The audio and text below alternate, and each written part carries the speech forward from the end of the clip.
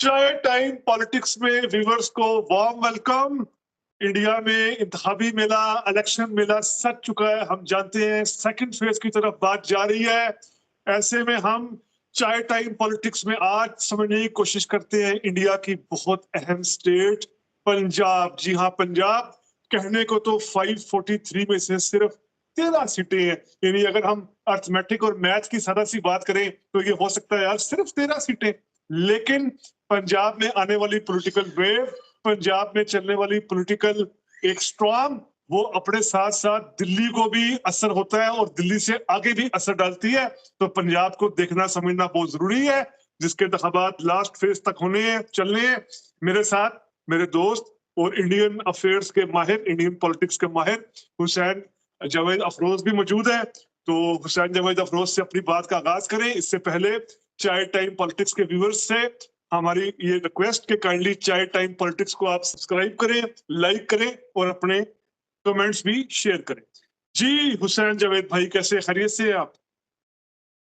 मैं बिल्कुल ठीक हूँ और आपको आदाब, हमारे सारे सुनने वालों का आदाब और एक बहुत अच्छी कोशिश का आगाज आज। और मैं बहुत ज्यादा पुरजोश हूँ आपके साथ कि हम भारतीय सियासत के ऊपर इंतखाबात के हवाले से, चुनाव के हवाले से, लोकसभा के 18वें इलेक्शन के हवाले से बात कर रहे हैं। आप कैसा फील कर रहे हैं उमर भाई? जी, मैं एक्चुअली बहुत एक्साइटेड फील कर रहा हूँ, क्योंकि आप ही जानते हैं कि हम नजर रखते हैं इलेक्शंस पर इंडिया के भरपूर तरीके से। इस मरतबा पंजाब बहुत इंटरेस्टिंग लग रहा है। पंजाब को सबसे ज्यादा इंटरेस्टिंग बात यह लग रही है कि काफी अरसे बाद, यानी अगर हम बात करें 96 के बाद, पंजाब में ये फोर कॉर्नर फाइट होने वाली है। फोर कॉर्नर फाइट, चार जमातें जो हैं वो मुकाबला कर रहे हैं इन 13 सीटों पर। और सर्वेज वाले भी, शुमार फैक्ट्स देने वाले भी अभी तक क्लियर नहीं हो पा रहे हतमी तौर पर कि यार अभी तक जब हम बात कर रहे हैं तमाम सियासी जमातों की तरफ से तमाम कैंडिडेट्स की लिस्ट फाइनल नहीं। कई जमातों ने भी तरफ से फाइनल कर दी, लेकिन अभी भी जो है वो कई ऐसे हलके हैं जहां पर सोच विचार किया जा रहा है। इतनी इंटरेस्टिंग फाइट पंजाब की होने वाली है। बिल्कुल आपने सही कहा। और इस चढ़ते सूबे का हुस्न ही यही है कि यहाँ पे बहुत ज्यादा जो सियासत होती है वाइब्रेंट होती है। इसकी रंगारंगी ही अलग होती है। मतलब अमृतसर से शुरू हो और संगरूर तक जाएं, आपको जो पंजाबी का मजा आता है, यहाँ के कल्चर का मजा आता है, यहाँ की राजनीति का मजा आता है, उसका मतलब जवाब ही नहीं है। इसलिए आज हमने कहा है, जैसे उमर भाई ने भी कहा कि आज गेट वे का हमने आगाज किया कि इस सूबे से हम आगाज करें कि इंडिया की सियासत में इंतखाबी अमल का रंग क्या जा रहा है।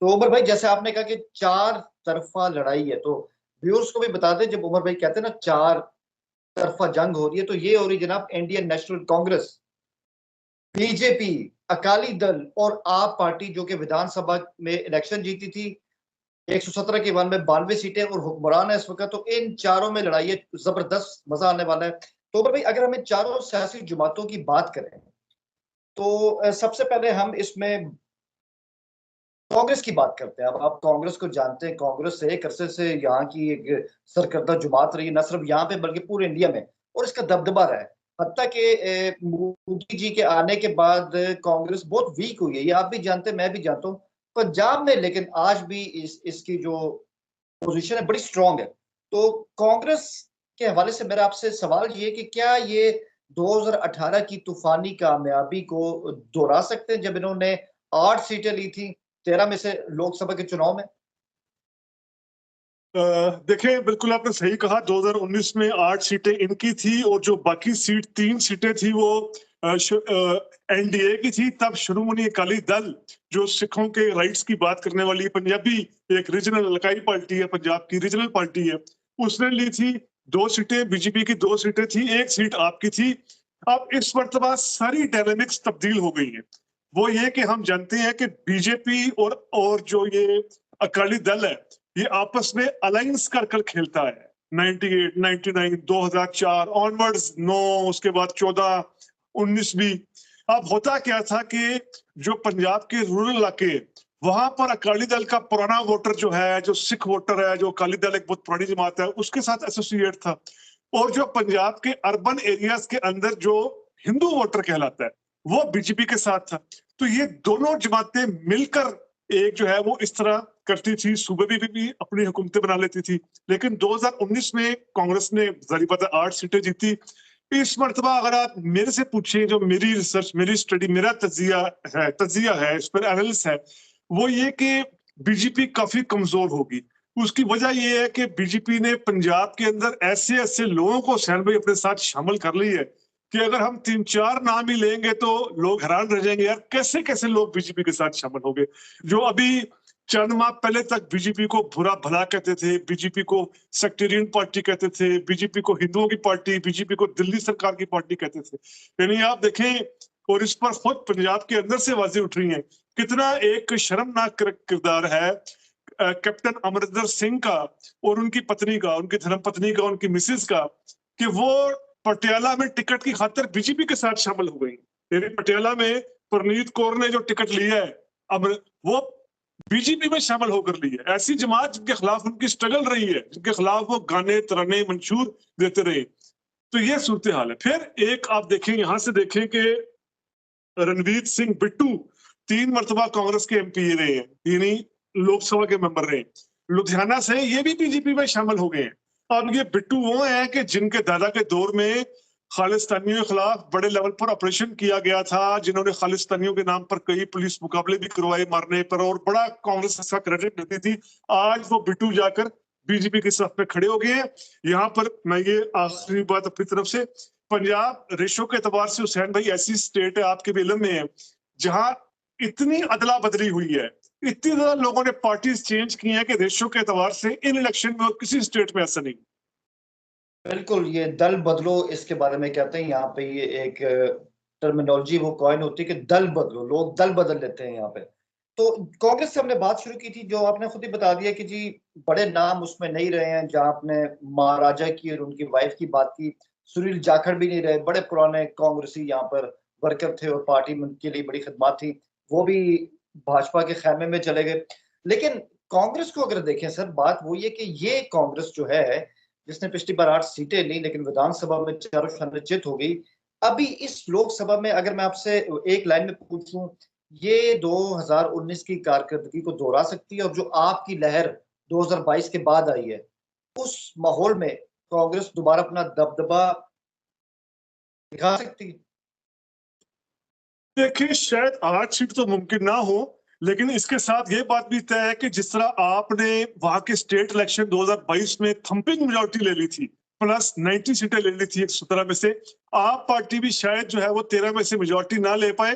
कांग्रेस का वीक पॉइंट ये चल रहा है कि कांग्रेस पार्टी अभी भी पंजाब के अंदर फंक्शन कर रही है। एक तरफ प्रताप सिंह बाजवा ग्रुप है, जो वहां के लीडर ऑफ अपोजिशन है स्टेट असेंबली के, और दूसरी तरफ राजा वरिंग है। राजा वरिंग का अलग धड़ा काम कर रहा है और प्रताप सिंह बाजवा का धड़ा अलग काम कर रहा है। लेकिन बीजेपी के खिलाफ और अकाली दल के खिलाफ हुसैन भाई बहुत ज्यादा नफरत है। जो वहां से रिपोर्ट्स आ रही हैं, अकाली दल पार्टी पर तो बादल परिवार की जो है वो कहा जा रहा है, यार ये तो परिवार की पार्टी। अकाली दल पे आता हूँ, लेकिन मुझे कांग्रेस के हवाले से आखिरी जवाब दें कि ये पार्टी, अगर आप कह रहे हैं कि बीजेपी में इसके लोग चले गए, वो किस मुंह से वहां पे इलेक्शन लड़ेंगे, तो इनके पास कौन सा पोस्टर बॉय है? सर, कांग्रेस के पास इस वक्त पोस्टर बॉय कौन है? ना इनके पास सिद्धू रहा, ना इनके पास कैप्टन अमरिंदर सिंह रहा, ना इनके पास सुनील जाखड़ रहा। तो they don't have any poster boy sir. हाँ, ये बात आपकी सही है। ये जो मैं नाम ले लूं, प्रताप सिंह बाजवा, राजा वरिंग वगैरह, इनको हम पोस्टर, उस तरह पोस्टर बॉय नहीं कर सकते। ये बात सही है आपकी। लेकिन कांग्रेस वही बात है, फायदा उठाएगी इनकम्बेंसी का, क्योंकि याद रखिए कि यहाँ पर पूरे इंडिया में आपका और उनका इत्तेहाद है, कांग्रेस पार्टी का पूरे इंडिया में। पंजाब में ये इत्तेहाद दोनों जमातों, दोनों पार्टियों ने कहा पंजाब की कि हमने इत्तेहाद नहीं करना, हमारा आमना सामने एक दूसरे के साथ है।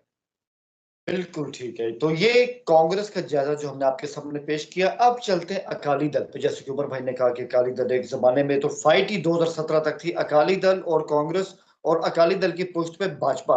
और बड़ी ये इनकी गेम रही अकालियों की कि चीफ मिनिस्टर भी ये बनते थे, डिप्टी सीएमशिप भी इनके पास जाती थी, और भाजपा को कहते थे हम तो आपके लिए काम कर रहे हैं। यानी असल जो मलाई थी ना, वो सारी हमेशा खा जाते थे। इस दफा बीजेपी ने उनको साइड पे कर दिया। तो क्या वजूहत है? सबसे पहले तो उमर भाई के अकालियों को याद तो बहुत आ रही होगी प्रकाश सिंह बादल जी की, जिनका दहाइयों का एक्सपीरियंस, उनका दबदबा, उनकी सियासी तजुर्बा, वो अब नहीं रहे और सब कुछ सुखबीर सिंह बादल के कंधों पर आ गया है और बीजेपी भी अब उनके साथ नहीं रही। तो बड़े कह रहे हैं कि बुरे हालात हैं इनके अकालियों के और बठिंडा से तो शायद ये कुछ कर जाए, क्योंकि आखिरी बार भी हरसिमरत कौर जो कि पत्नी है उनकी सुखबीर सिंह की, वो वहां से जीती थी, दोबारा अभी उनको दोबारा टिकट मिला है। तो इनको आप कैसे देखते हैं कि ये करेंगे क्या? एक सोलो फ्लाइट इनको मजबूरन करनी पड़ रही है और इनकी हवाले से दूसरी बात कि जनता को देने के लिए, बेचने के लिए इनके पास है क्या? देखिए, जनता, पंजाब की जनता को इनके पास देने के लिए प्रकाश सिंह बादल के दौर में भी खत्म हो गया था। प्रकाश सिंह बादल जाते जाते 2022 में अपनी सीट भी हार गए थे। आप सोचें, अपनी सीट भी हार गए थे क्योंकि अकाली दल के दौर में जिस तरह बेदबियां होती रही, जिस तरह सिखों की मुकद्दस जो किताब थी उसकी बेदबी के वाकयात हुए, अकाली दल के दौर में जिस तरह पंजाब ड्रग्स में डूब गया, पंजाब का युवा, पंजाब का नौजवान, यूथ के अंदर ड्रग्स आई, पंजाब का नौजवान तेजी से बाहर के, जो कामयाब था, पढ़ा लिखा था, उसने कहा मैं पंजाब छोड़ के बाहर चला जाऊं। जो कुछ नहीं कर पाया वो नशे में डूब गया। अकाली दल के दौर में करप्शन, बादल फैमिली के असासों में खरबों का इजाफा, बाहर के मुल्क की प्रॉपर्टियां, ये सब चीजें ऐसी हैं जो अभी भी अकाली दल का पीछा नहीं छोड़ी। अकाली दल सिख पॉलिटिक्स को, पंथक अदारों को, सिख अदारों को भी अपने साथ अपनी सियासत पॉलिटिक्स के लिए यूज करती आई है। लेकिन अब वहां की अक्सरियत समझ गई है कि फ्रॉड है, ये बादल परिवार जो है वो लूटमार करता है और ये सिर्फ अपने खानदान के लिए काम करता है। और भाई आपकी बातों से तो ये लग रहा है, जो हमारे यहाँ भी बात होती है कि अकाली भी शायद उसी चीज पे काम करते रहे कि लुट्टो ते फुट्टो। यानी कि दो मतलब 10 साल का इनका राज था और सुखबीर सिंह बड़े शौक से कहते थे छाती चौड़ी करके कि मैंने तो अगले 25 साल की प्लानिंग कर ली है भाजपा के साथ कि यहाँ पे अकालियों का राज रहेगा। लेकिन बिल्कुल खत्म, तो ये भी लुट्टो और फुट्टो भी थे सारे। सर, मैं आपसे देखें दो बातों का तो हुसैन भाई, अभी ये वीलॉग हमारा रिकॉर्ड हो रहा है, रिकॉर्ड पर आ जाना है। दो बातों की तो आपसे मैं अभी बेट करता हूं कि बीजेपी तो यकीनी तौर पर 13 में से 0, अकाली दल शायद शायद 13 में से 1 सीट जीत पाए, वो भी मुश्किल के साथ। जो आपने कहा ना हाँ बठिंडा की ये, सीट हाँ हरमत सिंह, हाँ हाँ, हाँ हाँ ये भी हाँ, बोले मुश्किल है। बोले। हरमत सिंह अच्छा, जो ये सबसे अच्छा, मतलब, हाँ, ये सीट भी इतनी आसानी से नहीं इनको मिलेगी बठिंडा वाली। बैगेज है और आपने कहा कि भ्रष्टाचार बहुत किया है, वो सब चीजें लोगों को अभी भी याद है और 10 साल इक़्तिदार में कुछ कर भी नहीं सके ऐसा कि लोगों को आज याद हो। तो ये मैं बता दूं, जो उमर भाई ने बड़ी इंपॉर्टेंट बात की है कि जब पंजाब की बात होती है ना, पंजाब 3 रीजन्स के अंदर है, मालवा, दोआबा और माझा। ये जो इनके इलाके ना, ये जो अभी उमर भाई ने अकालियों को कहा, इनकी तो ये माझे की 2 सीटें थी जो इन्होंने आखिरी बार जीती थी। बठिंडा से भी जीत गए थे और फिरोजपुर से भी। लेकिन खुद कह रही उमर भाई ने कि इनके हालात पतले और लाइक भी ऐसा ही रहा। अच्छा, अकालियों के बाद अब चलते हैं जी बीजेपी के पास, जिन्होंने फैसला किया यार अकालियों ने हमारे कंधे पे बैठ के बड़ी ऐशी कर दी, बड़ा ये पंजाब के अपनी तरफ से प्रधान बने रहे, अब हम करेंगे अपनी सोलो फ्लाइट। लेकिन सर, सोलो फ्लाइट का भी कोई तरीका होता है, कोई शर्म होती है, कोई हया होती है। जो आपने कहा यार, कोई दिग्गज लोग लाओ, जो आप जमीन से जुड़े, बेशक नए लोग लेके हो। पंजाब में इतने पढ़े लिखे लोग हैं, आपको मिले भी तो अमरिंदर सिंह मिले, जो आपने खुद कहा सारी उम्र वो गालियां बकते रहे इनको। मिले भी तो सुनील जाखड़, मिले भी तो परनीत कौर साहबा। मतलब क्या है ये? और आपने शायद बिट्टू की भी बात की। तो मतलब ये अगर सोलो हो ही रहे थे तो ग्रेस के साथ आते। ये सोलो फ्लाइट इनको मतलब रास आएगी उस मौके पे उमर भाई, जब किसान मुद्दा इतना भारी चल रहा है और वो खिलाफ ही इनके है। तो पंजाब में इनके क्या चांसेस है? बिल्कुल, आपने खुद खुद अच्छी बात कर दी। एक तो जिस तरीके से उन्होंने लुटे लिए, मनप्रीत बादल का नाम भी शामिल कर लिया नोटों में, जो बाकी अपने नाम लिए, जो वजीर खजाना रहे हैं कैप्टन अमरिंदर सिंह के। अच्छा, ये लोटे और फिर ये यार कि जैसे ना पंजाबियों के अंदर कोई शऊर नहीं है, पंजाबियों को जैसे पॉलिटिकल कॉन्शियसनेस नहीं है। बीजेपी ये समझ रही है, बीजेपी को पता चलने वाला है किसान इशू पर पहले भी जिस तरह मोदी ने गलत वादे किए इनके साथ, और अभी भी हरियाणा बॉर्डर पर जिस तरह बीजेपी की गवर्नमेंट ने पंजाब के किसानों पर गोलियां चलाई, पंजाब के नौजवानों को जिस तरह ऊपर से बम्बार्डमेंट की गई, वो सब पंजाब के लोगों को पता है, पंजाब के किसानों के साथ साथ पंजाब के आम बंदों को भी। तो बीजेपी की हालत तो बहुत बुरी यहां से होने वाली है पंजाब से। बिल्कुल। और शायद ये वजह भी उमर भाई कि पंजाब की जो डायनेमिक्स है ना, वो आप भी जानते हैं, मैं भी, कि ये कोई यूपी, कोई गुजरात, कोई राजस्थान, कोई मध्य प्रदेश, कोई छत्तीसगढ़, कोई झारखंड तो है नहीं कि यहाँ पे कम्युनल एक आंधी चलेगी और आवाम उसमें भावना में बह जाएगी और वो जाफरानी पार्टी को जाके वोट देगी। यहाँ पे कोई सेफ्रोनाइजेशन नहीं है पंजाब में, यहाँ की तो कम्युनल फजा ही नहीं है उस जैसी। बिल्कुल बिल्कुल यहाँ की कम्युनल फजा नहीं है। और यहाँ पर अगर अपीज करना भी पड़ता है तो जिस तरह वो बीजेपी अकाली की सूरत में सिखों को अपीज करने की कोशिश करती थी, जो कोशिश नाकाम रही।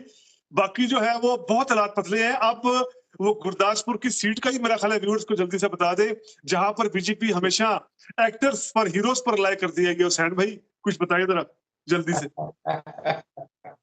जी जी बिल्कुल, क्यों नहीं। गुरदासपुर में जनाब आपको पता है और हम सब जानते हैं कि पहले विनोद खन्ना को टिकट दिया गया था पिछले चुनाव में, वो किसी हद तक कामयाब भी रहे। उन्होंने पहला हवाई अड्डा वहां पे बनवा दिया था, चलो कुछ काम तो कर गए ना। अब जो सनी देओल साहब को आखिरी बार टिकट दिया तो वो तो बस करतार सिंह बॉर्डर की सैर की, वरना वो अपनी गदर 2 की शूटिंग करते रहे, कुछ ना कर सकते, अवाम के लिए कुछ नहीं किया। और इतनी भारी अक्सरियत से जीते थे, इस बार उनको टिकट भी नहीं दिया गया। तो ये तो उनका हाल है। और जो उमर भाई ने कहा कि आखिरी बार 2 सीटें मिली इनको लोकसभा की 2019 के चुनाव में, और एक सीट इनको होशियारपुर से मिली थी जो कि दोआबा में आता है, और गुरदासपुर जो कि माजा के इलाके में आता है। ये 2 सीटें बीजेपी जीत पाई थी जब इतनी लहर इनके खिलाफ नहीं थी। तो उमर भाई अब तो यार फिर एक सीट भी बड़ी मुश्किल है। हाँ जी, अब गुरदासपुर से जिस तरह दिनेश सिंह को उतारा है, उनका कोई इम्कान नहीं है। दिनेश सिंह का गुरदासपुर से कोई इम्कान नजर नहीं आ रहा। आप बड़े सोच समझ करके फैसला करेंगे। इसके बाद फिर जो है वो हंस राज को उतारा है। हंस राज जो सिंगर एक हाँ हैं, उनको मौसीकार, उनको फरीदकोट की सीट से बीजेपी ने उतारा है। मुझे ये भी कामयाब नहीं लग रहा। फिर अमृतसर में एक चेहरा देने की कोशिश की है तरनजीत सिंह संधू को, जो अमेरिका में जी जी। सफीर रहे हैं इंडिया के। वो भी अमृतसर की सीट बचाना, पहले सिद्धू इनको जिताकर दे देते थे, या कैप्टन अमरिंदर ने भी 2014 में ये सीट जिताकर दी थी, बहुत बड़े लीडर अरुण जेटली को हराकर। अरुण जेटली को हरा के। और इस बारे में बीजेपी के बारे में आखिरी सवाल जल्दी से उसका जवाब कि सर, मोदी फैक्टर, नरेंद्र मोदी इतने प्रचारक, मीडिया उनका, सब कुछ उनका, कॉर्पोरेट सेक्टर उनका, पंजाब में वो अपनी इमेज बिल्डिंग नहीं कर सके पिछले 10 सालों में। किसानों का मुद्दा तो अभी है ना, वो तो 2014 से थे। तो इमेज बिल्डिंग मोदी की पंजाब में क्यों नहीं हो सकी सर, मुख्तसर। पंजाब में उसी तरह नहीं हो सकी हुसैन भाई, जिस तरह साउथ में नहीं हो सकी। यानी मोदी की लहर जो है वो, हमने भी आगे सारी बात इस पर पूरी बात करनी है अगले व्लॉग में। मोदी की लहर का भी तो एक असर है ना। यूपी, मध्य प्रदेश, राजस्थान और कुछ इस जो जिम्नेटिक गुजरात और ऐसे इलाकों में, पंजाब, साउथ, यहाँ पर वो मोदी का ना 14 में ना 19 में, और अब तो खैर बहुत ही मुश्किल है दाल करना। बिल्कुल ठीक है। अब आप पार्टी की बात करते हैं आखिर में। और आप पार्टी बरसदार पार्टी, विधानसभा का चुनाव उन्होंने जीता, और उमर भाई ने भी बताया कि जी 117 के बाद में 92 सीटें लेकर तहलका मचा दिया। अब आप पार्टी का ये लोकसभा का इलेक्शन, इक्तदार में आने के बाद इनका पहला इलेक्शन है। अब ये वो 2019 वाले नहीं जिन्होंने सिर्फ संगरूर की सीट जीत ली थी। तो उमर भाई ये बताइए कि आप पार्टी, अरविंद केजरीवाल जेल में है, हमदर्दी का वोट पंजाब में मिल पाएगा? पंजाब में आप पार्टी के लोगों से जब इंतखाबी मुहिम हो रही है, लोग सवाल कर रहे हैं, गांव देहातों के किसान सवाल कर रहे हैं कि हाँ जी 2022 में आपने जो वादे किए थे, आप तो ये कहते थे वो कहते थे। इन्होंने बिजली का वादा पूरा किया है, बाकी ना रोजगार के वादे उस तरह हुए, दावे अपनी जगह। ना ड्रग कंट्रोल उस तरह हो पाई, ना करप्शन उस तरह कंट्रोल हो पाई। और फिर संगरूर का आपने जिक्र किया, इस पर कभी अगले व्लॉग्स में जिक्र करेंगे। संगरूर एक बड़ी इनकलाबी बड़ी रेवोल्यूशनरी सीट है। इसने बीजेपी की चीफ मिनिस्टर को जिताया है, तो फिर जिमनी इलेक्शन में इसने शिरोमणि अकाली दल के समरनजीत सिंह मान को जिताया है, जो राजस्थान के लानिया हम ही है, अकाली दल अमृतसर पार्टी के। तो संगरूर जो है ना, ठीक, वो बड़ी एक अलग डायनामिक्स की सीट है। वो तो आपसे तय रहा ना कि हर सीट पे हम बड़ी तफसील से बात करेंगे, क्योंकि इलेक्शन तो 1 जून को, तो पूरा मई हमने पंजाब को बहुत ज्यादा भी स्टडी करना है, सीट बाय सीट। अच्छा, तो भगवत मान की गवर्नेंस आपने खुद कहा इतनी अच्छी नहीं रही, और यही वजह कि फिर इनको नए बंदे भी कहने के नहीं मिल रहे, और अपने ही जो कैबिनेट के इनके वज़रा है उन्हीं को वे लोकसभा के चुनाव में उतार दिया। और उनके बारे में भी कह रहे हैं कि सर कई जो है वो मतलब दल बदलू ही हैं, जो एक जमाने में अकाली दल में रहे या पुराने कांग्रेसी थे, वही लोग आ रहे हैं। मतलब क्या यार है, इनको भी नए। सुशील कुमार रिंकू इनके वाहिद एमपी थे लोकसभा में, वो भी बीजेपी ज्वाइन कर गए। अगर इनको खुद नजर आ रहा होता कि आप पार्टी, लेकिन आप पार्टी का हाल बीजेपी और अकाली से बेहतर ही रहेगा, ये मैं अभी आपसे जो है वो क्लेम कर रहा हूं। बिल्कुल। तो ये हमने मुख्तसरन आपके सामने पार्टियों की सूरत हाल रखी और उमर भाई ने बड़े जबरदस्त तरीके से बताया कि कौन सी पार्टी कहाँ खड़ी है और कितनी उम्मीदें हैं किसी भी पार्टी से। आखिरी बात करते हैं उमर भाई के पंजाब के, अगर मैं आपसे कहूँ 3-4 बड़े मुद्दे क्या हैं जो हल होने चाहिए, जो पंजाब सफर कर। एम्प्लॉयमेंट, यूथ एम्प्लॉयमेंट, उसके बाद फिर जो है वो ड्रग्स, उसके बाद बढ़ता हुआ गैंगस्टरिज्म बहुत ज्यादा हो गया, गैंगस्टर के बहुत ज्यादा वहां इश्यूज हो रहे हैं, गैंग्स जो बन चुके हैं सारा वो, और प्लस इंफ्रास्ट्रक्चर, एजुकेशन, एजुकेशन के बहुत ही बुरे हालात। बिल्कुल ठीक है और सही उमर भाई ने, नशा बहुत बड़ा है। मैं थोड़े से फैक्ट से फिगर रखता हूँ और फिर हम आज की सभा को खत्म करते हैं। नशे में 8.74 लाख लोग इस नशे का शिकार हो चुके हैं, हेरोइन का। और जो अद्वियात वहां पर है उनका भी नशा शुरू हो चुका है। 67,000 लोग जो हैं वो उन अद्वियात से भी नशा कर रहे हैं। उमर भाई ने बहुत अच्छी बात की कि महंगाई, तो महंगाई की शरह 27% है, बेरोजगारी की शरह 23% है। किसानों का मुद्दा आपके सामने है और सबसे बढ़ के पंजाब का कर्जा कौन उतारेगा। अकालियों ने 1.5 लाख करोड़ का कर्जा लिया और उमर भाई ने सही कहा कि ये जो सरकार है भगवत मान की 50 लाख करोड़ का कर्जा अभी तक ले चुकी है। तो पंजाब के हाल अच्छे नहीं है। तो आपने आज हमारा पहला एपिसोड देखा, उम्मीद है कि इसका फीडबैक आप हमें अच्छा देंगे। चैनल को लाइक करें, सब्सक्राइब करें। जल्द आपके साथ बल्कि आते ही रहेंगे मैं और उमर भाई हिंदुस्तान की चुनावी सूरत पे नजर रखने के लिए। All the best. बहुत शुक्रिया।